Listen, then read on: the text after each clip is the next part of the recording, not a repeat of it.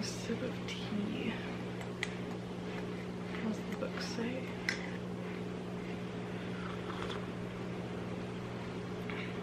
Delicious. Let's hope my voice works for me. Hello everyone, welcome back. Happy October. How are we here? It's October. Crazy. Today we're going to be talking about all of the books that I read in September. Please excuse my voice. I'm fighting a little bit of a sore throat, croaky throat. It doesn't really hurt. My throat doesn't hurt, but it's like closed up and it hurts a little bit to swallow, but like it's not a major sore throat. But I need to get this video up because I'm going to be gone this weekend. Next week is going to be busy, and so I didn't want it to go late into October. So please excuse my voice. I don't know how it sounds bad to me in my own ears, but I don't know how it'll be on camera. But anyway, September was a really good reading month. In the world and in life, it wasn't a great month, as you all know. It was just all the major tragedies that were happening this last month, and then it also felt like the internet was just so loud and busy, and with all of the opposing sides arguing about things and viewpoints and all of that, and I was just like, I listened to some of it and I was kind of trying to stay up to date on everything that was happening, but at the same time I wanted to pull away and focus on my family, my home, and my own personal life, and just wanted to get back into like my own real world. Let me turn those notifications off. Which also meant that I was trying to stay away from the phone. I was on it way too much. I definitely should have just stepped away more than I did even. But yeah, that's a lot that happened for sure. And all that to say, I was really trying to get a lot more books read this month as well. I'm falling behind in my reading challenge, and so I was trying to catch up on that as well. But I was able to complete, let's see, 1, 2, 3, 4, 5, 6, 7, 8, 9 books. I read 2 on my Kindle and 7 physical books. So I felt like it was a win as far as reading this month, and I enjoyed all of the books pretty much. Like, it was, for the most part, it was just a great reading month. So, oh, hold up, 1, 2, 3, 4, 5, 6, 7, 8, 9, 10. Sorry, I actually read 10 books. Even better. But yeah, let's get started on everything. A few of them are shorter books because I purposely chose shorter books so that I can reach my goal a little easier, I guess. But anyway, the first book that I completed in September was A Month in the Country by J.L. Carr. I was randomly scrolling Instagram, and I also saw the same reel on YouTube around the time that I picked this book up. And it was just recommended. I did not follow this person. I have never seen any of his content or recommendations before, but the way he described this book just made me want to immediately pick it up and read it. So I did. Sorry, my husband came home and I wanted to tell him goodbye because I'm leaving this afternoon for the weekend. But anyway, yes, A Month in the Country. As soon as I saw this reel, I need to find the guy who talked about it, but it was just the way that he described this book that made me want to pick it up immediately, and I went on Pango Books, I believe it was, and bought it. And it's just a short little story. It's like it is a first person, and it's kind of like a retelling of this summer that he spent in this little town. And the main character, he is a wounded veteran from the First World War, and he's also like a mural restorer, like of old ancient paintings in churches or other places. And so he's tasked with trying to uncover this painting in this little chapel / church in this little English countryside church. And it's just him reflecting as an old man, thinking back to that summer and telling the story and about the people he met there, his own inner thoughts, and just the healing he finds after the war there. And I thought the writing was really beautiful, and it really pulled me in. I did not give it a star rating because there were a few things that I had issue with. In a sense, there's a movie about it. I haven't seen the movie yet, but I feel like the movie is going to play on this aspect of the book a little more than the book actually did. But he does fall in love with a married woman, and I don't think nothing ever like happened between them physically, I guess. But there's that aspect of the book. It's been so long. It feels like it's been a long time since I've read the book, so I'm not remembering a ton of details. I feel like there was like a few words here and there, language, but I can't remember the specifics, so I apologize about that if you care about what language is in these books, but it wasn't a lot. Otherwise I would probably remember it more. I think there was just a few words here and there. Again, I didn't give it a star rating just because I wanted to reflect on the story and think about it a little bit. But I think I would give it at least a 3.5 star because I really enjoyed the setting and the writing and just his perspective on things, and the different characters that he met along the way. But yeah, I think that's just like the main word I can use to describe it. It was just very interesting. One of the characters in here is homosexual, but it's not a major part of the story. But yeah, just wanted to mention that. For those of you who care about that kind of content, again, it's not much in there. It's more just a mention of a part of his character. There is some very beautiful writing and like just some of the different thoughts about relationships and friendships in here that I really appreciated. And just like going around and meeting new people in new places. So I want to read this little section here. He's talking about briefly meeting somebody. And he said, as far as I'm concerned, he might just as well have gone round the corner and died. But that goes for most of us, doesn't it? We look blankly at each other. Here I am. Here you are. What are we doing here? What do you suppose it's all about? Let's dream on. Yes, that's my dad and mom over there on the piano top. My eldest boy is on the mantelpiece. That cushion cover was embroidered by my cousin Sarah only a month before she passed on. I go to work at 8 and come home at 5:30. When I retire, they'll give me a clock with my name engraved on the back. Now you know all about me. Go away. I've forgotten you already.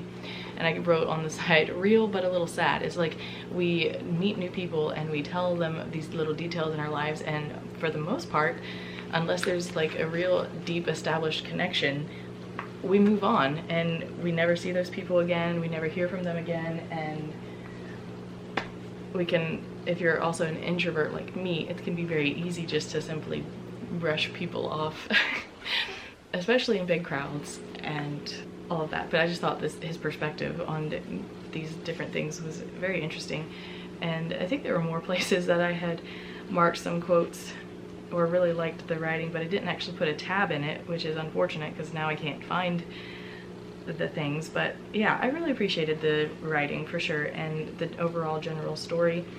It was a little sad and depressing because I don't think the guy, this isn't like any kind of Christian fiction or anything. I think it's considered a classic. It's a modern classic, but I don't know if it really, like, he did find some healing while he was there from everything that he dealt with in the war. But at the same time, there wasn't just a ton of hope, because yeah, he wasn't a believer. And I think it's mentioned in there because obviously he's working in a church and there are some mentions of faith in this book, but yeah, I think he was more of an agnostic. But anyway, it was very interesting for sure, and I am going to keep it on my shelves, even though I didn't just love it, but there were aspects of it that I did love. The writing in some parts was very beautiful, and I love the thoughts, again, on relationships and friendships. Yeah, if you've read this book, I'd be curious to know what some of your thoughts are on this. It was very interesting. I also really love the cover on this. It's pretty cool. But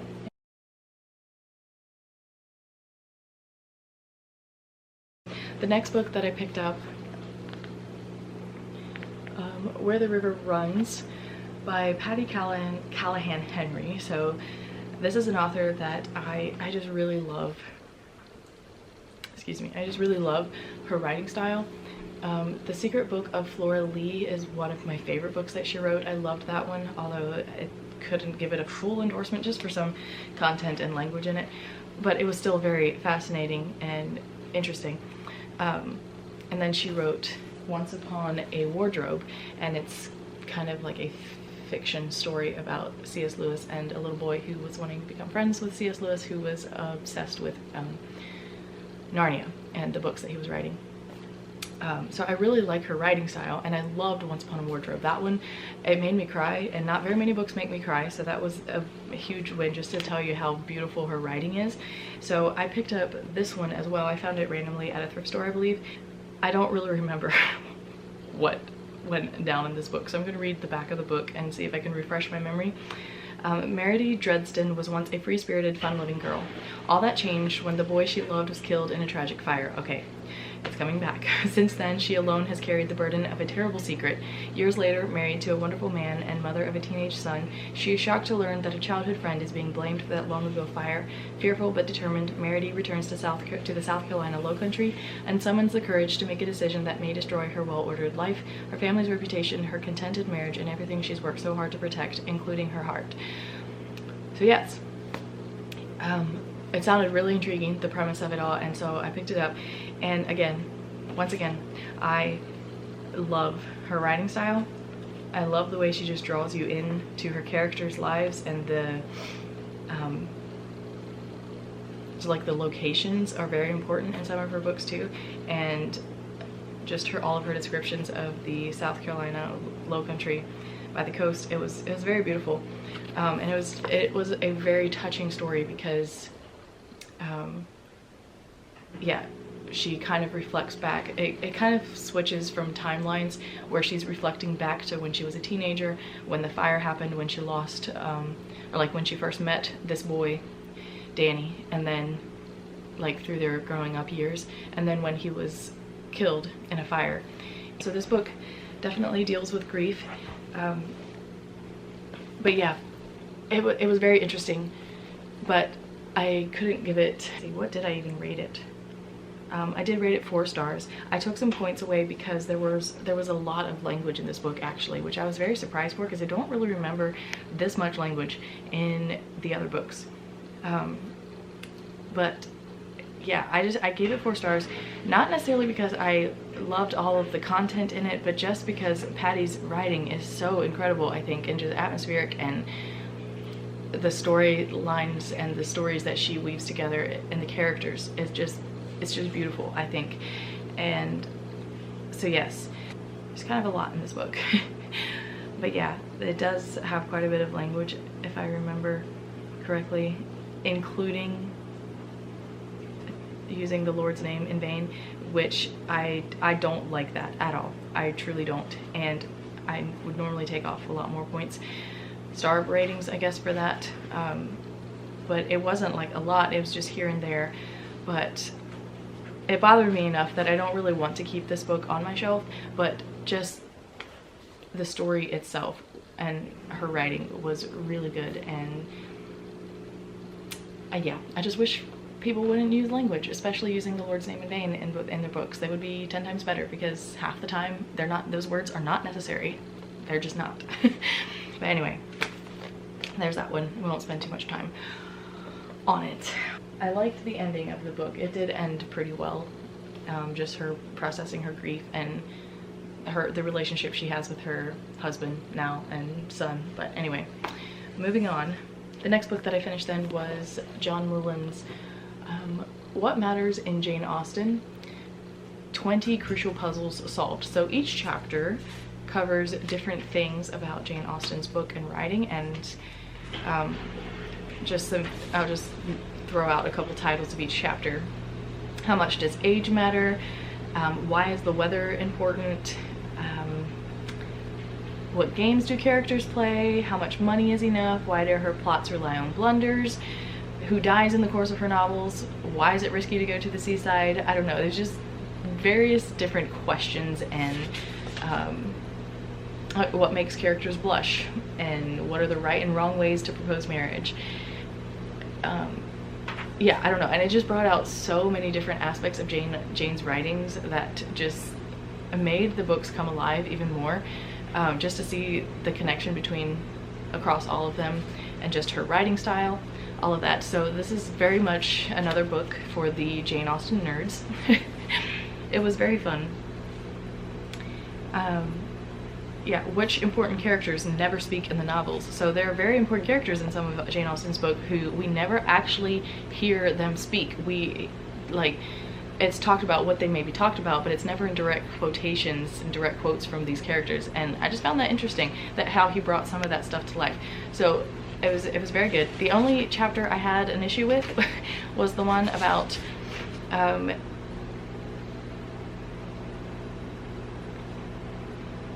do I get censored if I say that word? Intercourse. We'll use that word.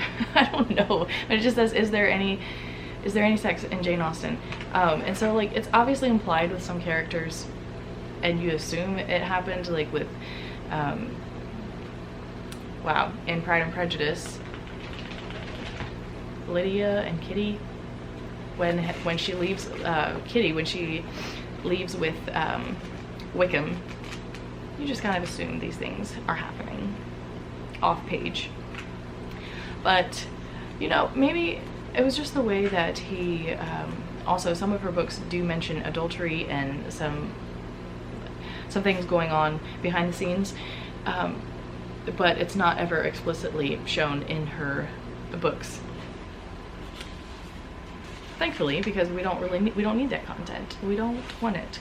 But I just kind of disagreed with his conclusions about her writing, and I could be way wrong. Maybe Jane Austen was trying to make her characters a lot more sensual than they are, but if you're not thinking about those things when you're going into these books, I would have never looked at some of these characters and some of these moments as it being sensual. And I don't know if I'm gonna make sense while I'm talking about this.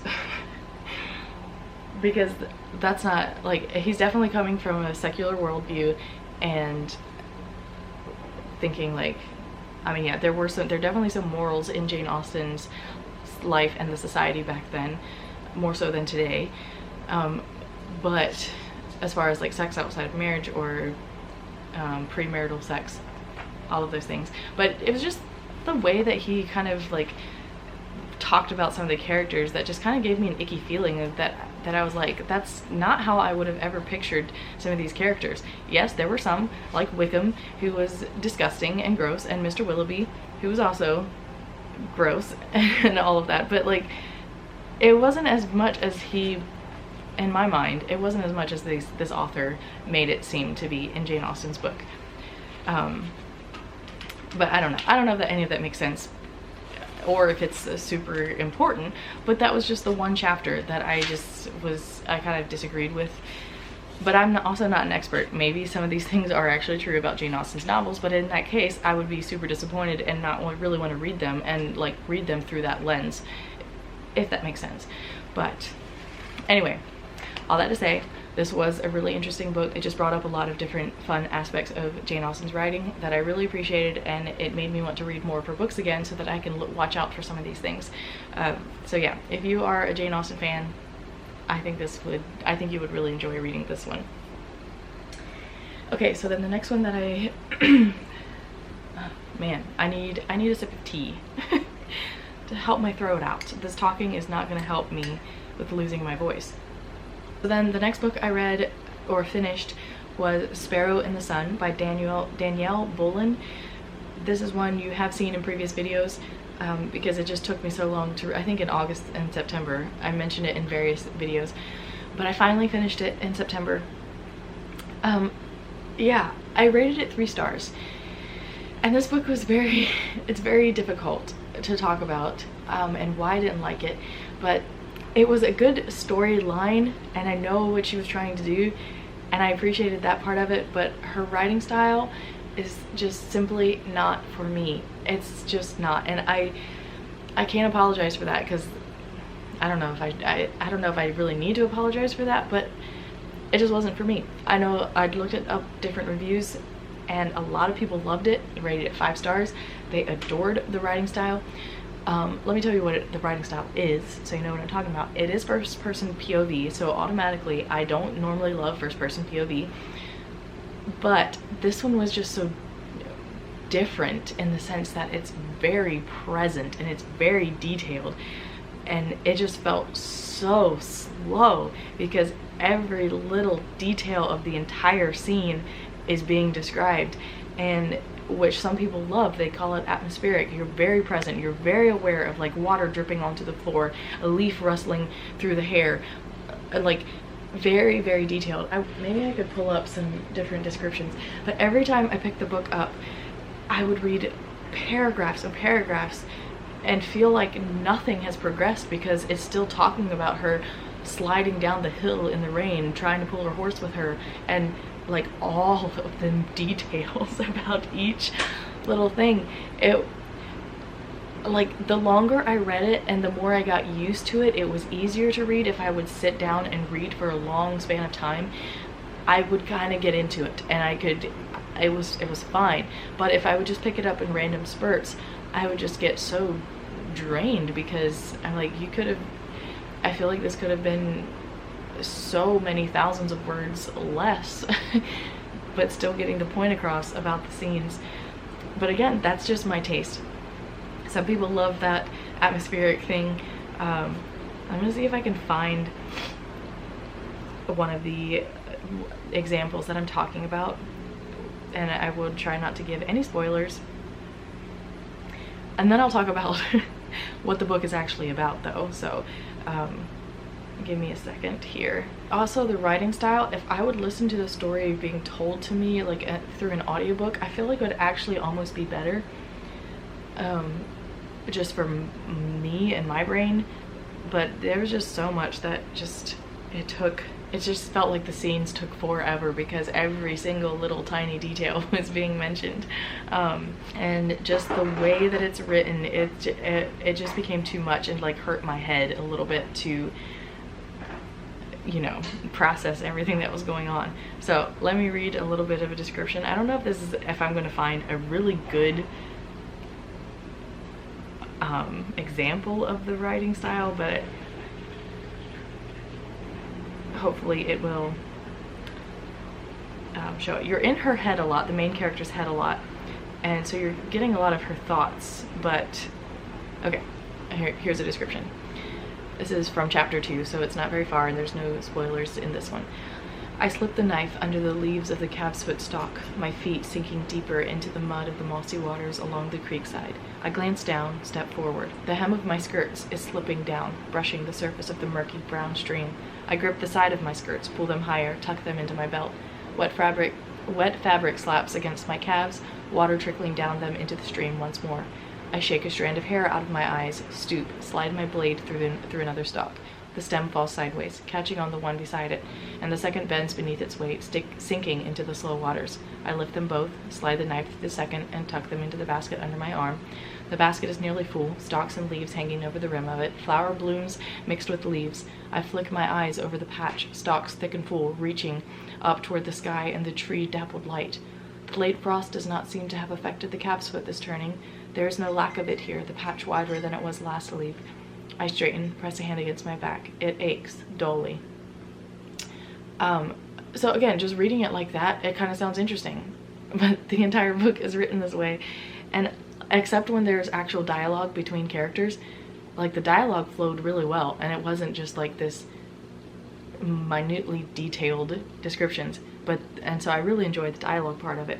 But the actual description of the scenes and the things that she's doing, a lot of it felt redundant and kind of like saying the same thing over and over again, but in different ways. And the descriptions like this: I take a step down the hill, the crest gone, slope before me, thorns pressing against the soles of my feet. Something pulls at my skirts, tugging. So like that, something pulls at my skirts, tugging. It's like, it's saying the same thing. It was pulling your skirts.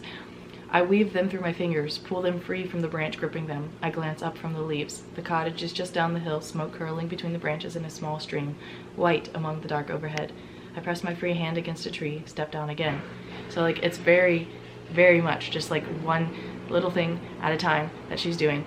And it felt just long. It felt It was just a lot for my brain at the time. So yeah, but again, this is just a personal preference thing of writing for me, because a lot of people were in there, like in the reviews, were saying that they loved how atmospheric it was. It just felt like you were in the moment, and that's very true. But yeah, it just wasn't, the writing style was just not for me. But the story itself, we follow, her name is Ennis, E-N-E-S-S, Ennis. So she's an herbalist slash healer, and this is a fantasy book. So she is from a line of people. Oh, there she goes. Hold on, we're gonna make a video, okay? Anyway, Ennis is part of a group of people that has a special gift. Her eyes change color depending on her mood. Yeah, there's an evil queen ruling the land, and she's out to get her people, Ennis's people. Anyone with that bloodline, and also anyone else who is opposing her. So she's like, this is very evil queen ruling the land. And the book opens up with Ennis working in her, I keep saying it wrong, Ennis, working in her cottage. She was apprenticed as a healer, and so she's trying to find some kind of herbal blend medicine type of thing that can help reduce the effects of her eyes changing colors based on her mood, to like find a way to protect her people. And so she's working alone on the outskirts of a village. She doesn't try to get around to a lot of people because she wants to try to hide her identity. But anyway, the book opens up with a soldier being wounded close by, and they bring her in there, and she has to try to bring him back to life, try to bring healing and to this soldier. But she's keeping her eyes downcast all the time, not really looking these men in the face because they are soldiers of the queen, so she didn't want to die. And so she was trying to cover her identity. Anyway, things turn out that she ends up going with this group of people to continue like as a nurse, basically, of taking care of the soldier. There are goblins in this book, different races and types of people, and so I don't know, it is very full of fantastical elements, I guess, but there is also a faith element through all of this, and I think he's more mentioned as like the creator. Yeah, I'm trying to remember if there's another word that they use for God, but it definitely has Christian elements and faith elements like that in the book, so I really appreciated that part of it. But anyway, we just follow Ennis through this story of traveling with the soldiers and with the goblin, and they do find out her identity and what her bloodline is. And thankfully, the soldier who discovered it was actually secretly working against the queen, and he takes Ennis to a hidden fort in the mountains and the woods. That's kind of like a safe haven for people who have been persecuted by the queen and all of that. And so she then works in this space as a healer. She works alongside the one that is already there, and again she's trying to hide who she is. And it turns out that she also has a very special gift of healing through song. And so like if she sings this certain song, she automatically heals people. And it's just a gift that only a few people have. But yeah, I don't know, there's a lot that I don't want to give away because it could be spoilers, so I'm not really sure how much to say. But I am really intrigued about where the storyline is going to go, because it kind of ended at a place where it's just like, I don't know what's going to happen with Ennis and with the other characters that she meets, and a certain person who was also living in this safe haven in the woods, who's a very important character. And so this, like I said, the storyline was really interesting, and I do actually want to know more what's happening, so I will probably pick up her other books. But again, the way, like the writing style, it was just really hard for me to get through. It just felt very heavy and redundant. I do recommend it.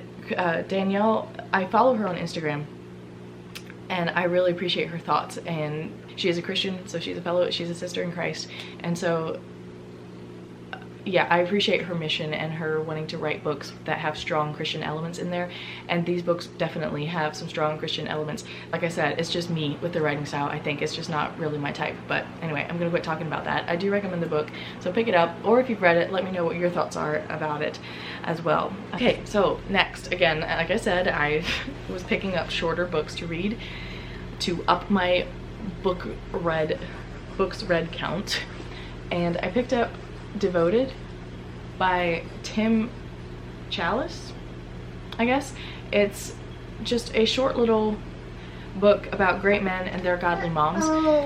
And so there's like, yeah, are you coloring? It's like Cousin Taylor, and then more like contemporaries of us, like Christopher Ewing, John Piper,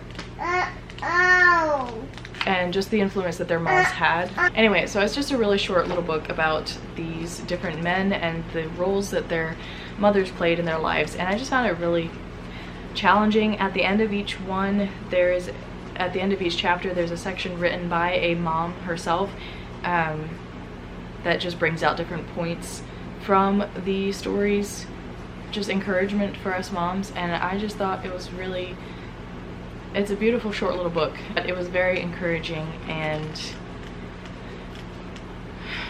reminded me that what I'm doing as a mom is important and could affect future generations, and if God so chooses to do that with my children. But I do recommend it if you're a mom with boys or girls, and I hope you can find some encouragement from this, because I did. It was very, very beautiful.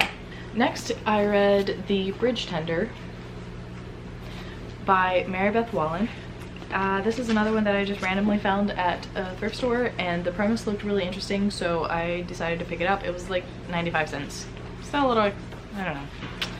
It's expensive because I didn't enjoy this book, unfortunately. So let me just read the back of the book. On their honeymoon, the new Mr. and Mrs. Ryan Shaw made a pact. No matter the sacrifices along the way, one day they would return to Sunset Beach, North Carolina, this time to buy their own home. But that dream was not to be. 7 years into a beautiful marriage, Emily is left a widow, heartbroken, and way past caring about anything, until a man approaches her, claiming to have something left to her from Ryan, something secret. Unsure if she can ever embrace a new life without her husband, but even less sure about continuing to stay where she was, Emily heads to the coast to keep her end of the promise she once made. Without delay, she becomes immersed in the lives of the locals, including the reclusive bridge tender with an unexpected past. As the community debates over building a new bridge, Emily decides whether she will build a bridge of her own, one that will take her out of the painful past and into the new life and new love that her lost love made possible. So it sounded really interesting, for sure.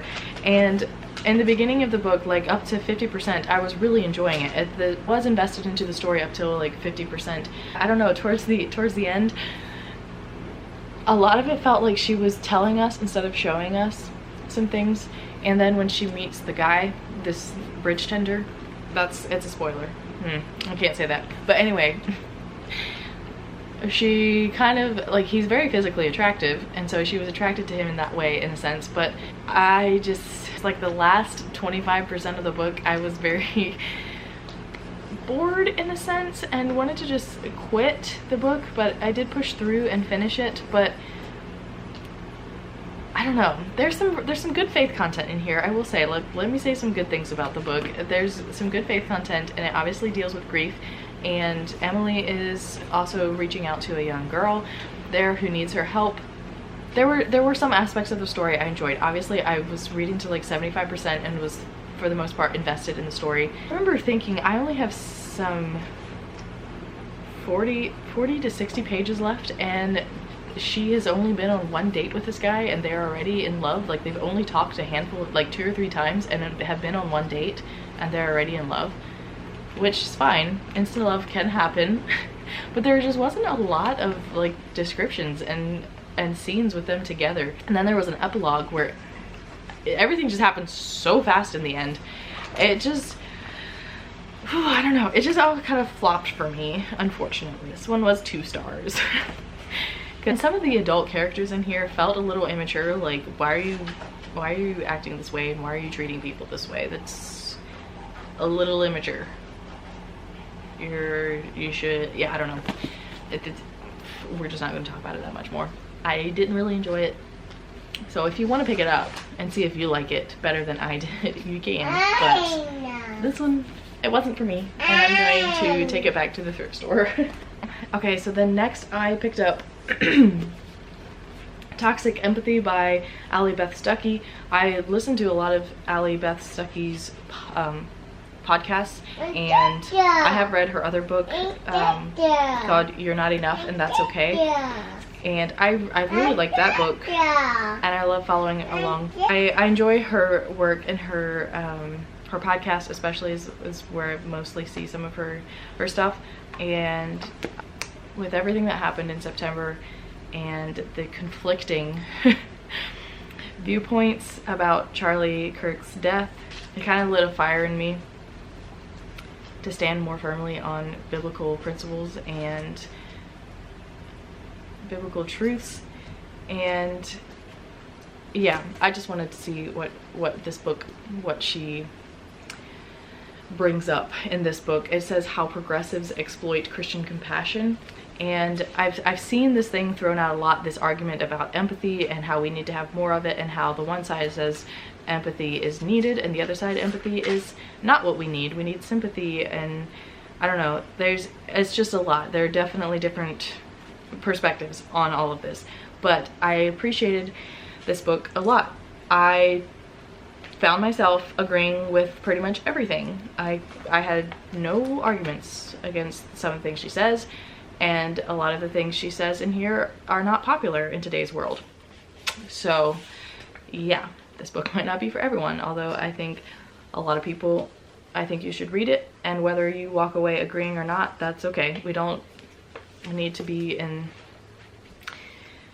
sitting in our own little echo chambers and only hearing one side of things, which some might think Allie Beth Stuckey is part of my echo chamber, being a little bit more on the conservative side of things. But I really like this book, and some of it made me angry as far as the different aspects that she was bringing up, as far like the history of transgenderism and the medical experimenting that is going on young children. It made me angry. The history of it, the people who started this thing of way back in the, I don't even remember when it was, what year it was, but the people, the doctors and the I guess psychologists too, who were originally promoting this transgenderism, medically transitioning people, how evil they were, their obsession with children, and the P word. I don't want to say it on my channel, but I don't know, there was just a lot that made me angry about it, and I don't understand how anybody can stand for those things as a believer. I just don't. It's evil. But yeah, she tackles different lies that are very prevalent in our society today, and shows how the progressives can exploit Christian compassion and say you need to have empathy for these different people and different aspects of it, and support these things, because if you don't love them, and you don't have empathy for them and their situations. And she just brings some of those things out, and then gives a biblical perspective. And again, if you read it and disagree with her conclusions about some of these things, that's okay. You have that right and that freedom. But I really appreciated this. She has so many footnotes and like sources for all of her information as well. So you can fact check if you want about some of these things. I did appreciate this book, and yeah, I would recommend following along and listening to some of the things she says. Now, Allie Beth is not a perfect person either, and I don't think you should bank 100% all of your theology and your viewpoints all under one person. It should come from scripture for sure. So anything that anybody that you follow, back up what they're saying with see if you can back it up with scripture, and if not, don't listen to what they're saying. So yeah, anyway, there is that one. Next was A Rush of Wings by Wow, I can't see that. Okay, so then the next one I picked up was another random thrift store find. I've just been inspired to pick up some of these books that I just recently bought at thrift stores. This one is A Rush of Wings by Kristen Heitzmann, I think is how you say it. I've never read any of Kristen's books, but my sister-in-law was recently talking about some of her books and recommended them to me and thought that I would really enjoy them. So I found this one at the thrift store and decided to pick it up and read it, and I really enjoyed it. It felt like a nostalgic read to me, even though I've never read her books, but they reminded me of the Christian fiction books that I was reading back when I was a teenager. Just the writing style. Yeah, I really enjoyed it. So what this book is about, though her panic is real, Noelle St. Clair is uncertain what danger she is fleeing. Fragmented images and slivers of memory have driven her to abandon her wealthy, sheltered life for the hope of a haven, remote and safe.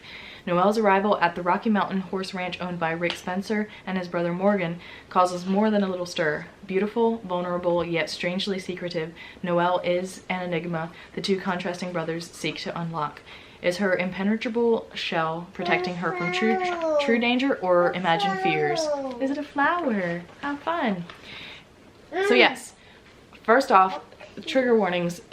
This does deal with sexual abuse, rape, and PTSD and things like that for Noelle. So just know that going in if you're interested in the book. But yeah, this is just a story of Noelle trying to escape her life, and she finds this haven in Colorado on a ranch, and I loved the descriptions of Colorado, especially when it got to the fall stuff, because I'm really missing Colorado right now and the beginning of the fall season out there with the colors changing. And I don't know, this book felt like home because there was so much of it was in Colorado. Is it stuck? And anyway, Noelle's story of healing and just processing the trauma that she went through as a child and all of that, it was very beautiful, but also heartbreaking, because obviously trauma and things like that as a child, it's just not, that's not okay. It's awful that these things happen to people. But yeah, it's just her journey to faith and just the healing she finds. There's romance, so it's kind of like a love triangle, but not really, because it's not like she likes both of the guys and is trying to decide which one. It's just that, I don't know, you have to read it. It's really done well. I don't like love triangles in books, but this specific one, the way it was written, it was done really well, and I really enjoyed it. I thought it was a very sweet story, and yeah, I would recommend it. I rated it 4 stars. I'm very curious to pick up more of her books now. Which I did pick up the second book of this series. I'll just go ahead and talk about that one, even though I didn't really read it in that order. It's called The Still of Night. So this one then follows, this is going to be a spoiler, because in the first book she ends up with Rick, but Morgan, the other brother, some of his story is mentioned in the first book, and so when you go into it with the second, you definitely want to read the first book first. So then book number 2 follows Morgan's story and his reconnecting with a lost love. So yeah, this is Morgan's more like, this is more about Morgan's story and Jill's story, and they're finding healing from choices they made as teenagers. And this one deals with childhood cancer, so if that's something that you can't read, just know that going in. This one was a lot heavier, obviously dealing with childhood cancer and all of that, but I don't know, I think Kristen does a good job of handling those really hard situations in these stories. Yeah, it's just the journey to faith and healing as well for Jill and Morgan, in dealing with their daughter, who Jill actually gave up for adoption, but they get reconnected because they needed to donate their bone marrow for treatment for their daughter. But yeah, this one was also rated 4 stars. I didn't quite enjoy it as much as the first one, but that's only because it just felt a little heavier with the things that they were dealing with, and just the sadness that comes with childhood cancer. yeah, I thought it ended very beautifully. Yeah, I was pleasantly surprised about this new author for me, and I enjoyed her both of the books, and I plan to read some more. And yeah, anyway, moving on. The final book then is The Huntress by Carrie Cotten. I loved this book so much. Wow, it's incredible.